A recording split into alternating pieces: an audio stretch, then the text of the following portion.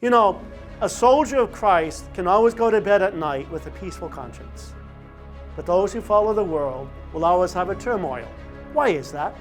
It's like God made inside of us the innate desire to seek out the one thing that gives us a source of happiness. And the only source of happiness that we can have is something that will last and last and last.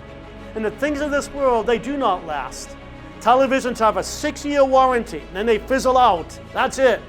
Then you curse the person because who made this lousy television? It doesn't work anymore. I'm not happy anymore.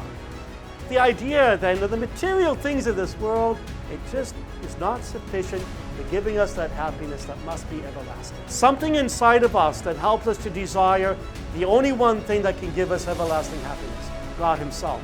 That's why St. Augustine, who was not a saint at the beginning of his life for sure, said, "Our hearts are restless, Lord, until they find their rest in you."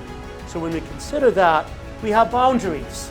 We consider the idea of what the saints called a rule of life. They wanted a rule of life so they could continue that spiritual battle on that path, a narrow path. So hence we have these boundaries, what we call the 10 Commandments.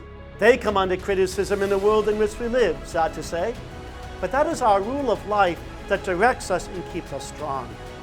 The spiritual life gives us definition. It gives us performance.